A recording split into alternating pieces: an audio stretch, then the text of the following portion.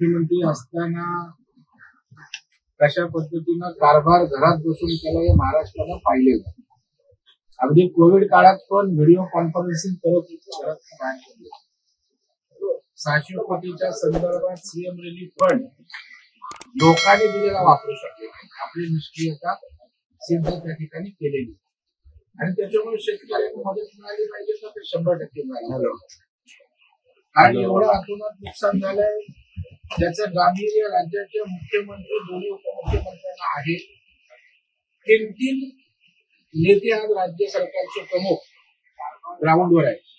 स्वतः मुख्यमंत्री शेताच्या बांधावर जात आहेत, संवाद साधतात. अजितदादा शेतकऱ्यांच्या बांधावर आहेत. एकनाथ शिंदे साहेब स्वतः मदत घेऊन शेतकऱ्यांच्या बांधावर त्यांचं दुःख दूर करायचा प्रामाणिक प्रयत्न करतात. तुम्ही काय केलं? तुम्ही पिकनिक सारखा त्या ठिकाणी एक दिवस गेलात, परत तुम्ही बाहेर बोलत असताना काजू बदाम पिस्ता खात संजय राऊत आत होते. त्याच्यामुळे तुमचं पुतणा मावशीचं प्रेम शेतकऱ्यांच्या विषयी संपूर्ण महाराष्ट्राला माहित आहे. देवेंद्रजी गृहमंत्री अमित शहा साहेबांना ते आणि एकनाथरावजी भेटले, त्यावर थांबले नाहीत मदतीसाठी.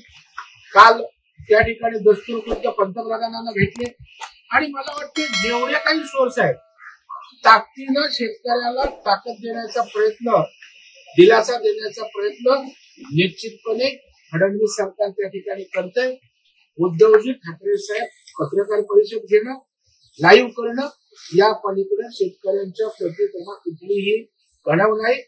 त्यांना शेतीतलं काही समजत नाही, तेही मान्य करतात. मला काही समजत नाही म्हणजे आपला विषय संपून टाकतात. त्या ठिकाणी दुष्काळ काय असतो, त्या ठिकाणी मदतीची परिमाण काय असतात, कशाला थांगपत्ता नाही. केवळ राणा भीमदेवी खात्यात यायचं, 2-4 शिव्या घालायच्या, मोठमोठ्या त्या ठिकाणी घोषणा करायच्या, मागण्या करायच्या, या पलीकडे उद्धव ठाकरे काही करू शकत नाही. पंतप्रधानांच्या भेटीवरती तुम्हाला डोळ्याने सगळा महापूर दिसतोय, तर मग चर्चा कसली करता तुम्ही? सरसकट कर्जमुक्ती करायला मला वाटतं की राज्याचे मुख्यमंत्री होते, प्रशासन कधीच त्यांनी समजून घेतलं नाही आणि बोलतात यांना प्रशासन काय कळतं. मदतीचे काही निकष असतात, त्या पलीकडे जाऊन निकष डावलून मदत करणारी मुख्यमंत्र्यांनी सांगितलेलं आहे. तुम्हीच त्या ठिकाणी डोळ्यावर झापड बांधले, त्याच्यामुळं बेमालूनपणे तोंड चालवायला काही अक्कल लागत नाही. अंगलट आल्यावरती मुख्यमंत्री कुठेतरी विषयाला फाटे फोडतायत असं ते म्हणतात की सीएम रिलीफ फंडाबाबत जे काही तुम्ही बोलताय त्यावरती मी बोलायला तयार आहे. आव्हान त्यांनी एक प्रकारे त्यांना दिलं पाहिजे. बोलायला तयार आहे तर अडवलंय कुणी? महाराष्ट्राच्या मुख्यमंत्र्यांनी विचारलंय सीएम रिलीफ फंडाला लोकांनी पैसे देऊन वापरले का नाही. बोलायला तयार आहे म्हणजे बोलायला तयार आहे, कशाला बोलून टाका ना. आपल्याकडे उत्तर नाही त्याच्यामुळे मी बोलायला तयार आहे, आव्हान स्वीकारायला तयार आहे. अरे असे वैयक्तिक आव्हानं एक दुसऱ्याला देण्यापेक्षा शेतकरी अडचणीत आहे. कधी काळी शिवसेना होती, सामाजिक बांधिलकीतनं मदतीचा ओघ त्या ठिकाणी ग्राउंडवर जायचा, शेतकऱ्यांना जायचा. हे काम आज एकनाथ शिंदे साहेब करताय. तुम्ही काय करताय? तुम्ही शेतकऱ्यांच्या तोंडाला पानं पुसताय. बाळासाहेबांची 80% समाजसेवा तुम्ही भाषणात गुंडाळून ठेवली. उद्धवजी हे महाराष्ट्र बघतोय. उद्धव ठाकरे 50,000 रुपये सहज कर्जमाफी करा आणि पीएम केअर फंडातून मोदींनी किमान 50,000 कोटी महाराष्ट्रासाठी द्यावेत अशी एक मागणी त्यांनी. मला वाटतं हे काम गतीनं सुरू आहे. मागणी येते. खरं आहे की शेतकरी उद्ध्वस्त झालाय, त्याचं 5 वर्ष तरी शेती उभी राहील की ना अशी शंका आहे. अशा वेळेला ओला दुष्काळ जाहीर करण्यासंदर्भात सुद्धा माननीय उपमुख्यमंत्र्यांनी सूतोवाच केलंय. काय करता येईल, जास्तीची मदत कशी करता येईल यासाठी मुख्यमंत्री काल प्रधानमंत्र्यांना भेटून आलेत. महाराष्ट्राचे कृषी विभागाचे वरिष्ठ अधिकारी दिल्लीच्या जाऊन कृषी विभागाशी संपर्क साधून चर्चा करतायत आणि मला वाटतं शेवटी ही प्रोसेस आहे. जेवढं गतीनं जास्तीचं काय देता येईल तो प्रयत्न माननीय मुख्यमंत्री आणि सरकारचा आहे.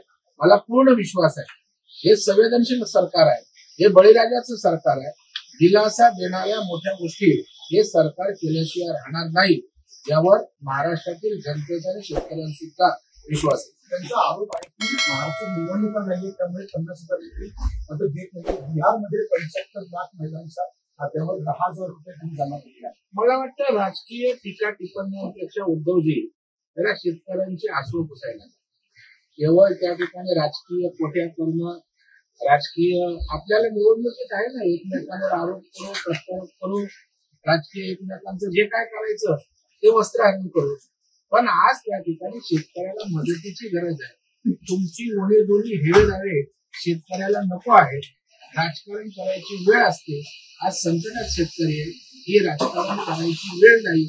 बळीराजाला किंवा महाराष्ट्रातील जनतेला ते अजिबात आवडत नाही. भाजपला ना महाराष्ट्रामध्ये ना केंद्रामध्ये प्रशासन चालवत येत नाही असं देखील बोलत होते. तिसरी टर्म देशाचे पंतप्रधान कसं प्रशासन चालवता हे देश पाहतो. उद्धवजी ठाकरे साहेबांनी डोळ्यावर पट्टी बांधलेली दिसते. या ठिकाणी बिझनेस आहे. आज त्या ठिकाणी देवेंद्रजींनी प्रशासनात कशी गतिमानता आणले, पारदर्शक कारभार होतोय हे महाराष्ट्र त्या ठिकाणी पाहतोय. ज्याने 2.5 वर्ष हातात पेन घेऊन कधी सही केली नाही त्यांनी प्रशासनाच्या गोष्टी कराव्या. ज्याने मातोश्रीत बसून कधी मंत्रालयात एखाद 2 दिवस 2.5 वर्षाच्या कालावधीत आले त्यांनी प्रशासनाच्या गोष्टी कराव्या. ज्याने कधी अधिकाऱ्यांच्या बैठका घेऊन राज्याचं नियोजन केलं नाही त्याने प्रशासनाच्या बैठका कराव्या, बैठकीविषयी बोलावं. मला वाटतं वेल ऍडमिनिस्ट्रेटर देवेंद्रजी आहेत हे महाराष्ट्राने पाहिलंय. उद्धवजींच्या शिफारशीची गरज नाही. भाऊ एक वेगळा प्रश्न होता.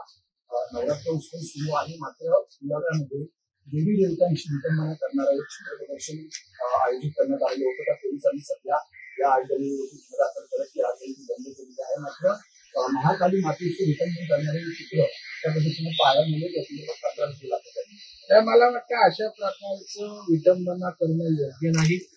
यामागे कोण आहे, काय केलं याचा पोलीस शोध घेतील. जर आता तक्रार त्या ठिकाणी झाली असेल तर गंभीर आणि कडक अशी कारवाई पोलिसांनी करावी आणि अशा गोष्टी पुन्हा होणार नाही. हिंदू देवदेवतांच्या विटंबना करून भावना हिंदूंच्या दुखावणार नाही त्याची काळजी पोलीस निश्चित घेतील. भाऊ, एकीकडे मुंबई महानगरपालिकेमध्ये एकत्र लढू महायुतीमध्ये, मात्र दुसरीकडे पुण्यात आणि ठाण्यामध्ये एकत्र लढणार नाही स्वबळावरचा नारा कोणी दिला? गणेश नाईक असतील, त्यानंतर नाही, मला वाटतं प्रत्येक ठिकाणी स्थानिक नेते तिथल्या स्थानिक वातावरणानुसार भूमिका जाहीर करत असतात. तथापि या संदर्भातला निर्णय देवेंद्रजी, दोन्ही उपमुख्यमंत्री, आमचे प्रदेशाध्यक्ष असं मिळूनच त्या ठिकाणी घेतला जाईल. आज तरी त्या ठिकाणी अशा प्रकारची कुठली चर्चा नाही, निर्णय नाही. महायुती म्हणूनच एकत्र लढायचं अशी सध्या भूमिका आहे. मुंबई महाराष्ट्रामध्ये सध्या राज्यातून आयलो मोहम्मदचं गाणी चालू होते पाहिलं. आता आयलो महादेव असंही एकंदरीत सोशल मीडियावर आले. या आईला मोहम्मदचे बॅनर फेकून उकळून दिले पाहिजे. ज्या ठिकाणी देशभक्तीत चालणार, इथे कोण जातीय धार्मिक जर त्या ठिकाणी वातावरण खराब करण्याचा प्रयत्न त्या ठिकाणी केला आणि ते पालखी ठेवून हिंदुस्थानात खपवले जाणार नाही.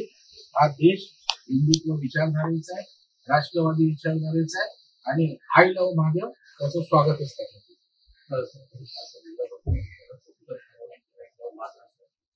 हायकोर्टाने 500 मीटरच्या जागा असतील तर शहरी भाग म्हणजे आपण साऊथ मुंबई आणि उपनगरमध्ये भांडण लावायची एकंदरीत आता सगळं केंद्रांना बाजूला नाही, भाजपची भूमिका स्पष्ट आहे. राज्याच्या मुख्यमंत्र्यांनी स्पष्टपणे सांगितलं की बोर्डाचा आदेश आहे, त्याच्या अनुसरून मध्ये काय काढता येईल याचा शासन स्तरावर प्रयत्न आहे. निश्चितच त्या ठिकाणी अशा प्रकारची थेंब निर्माण होणार नाही यावर सरकार लक्ष आहे.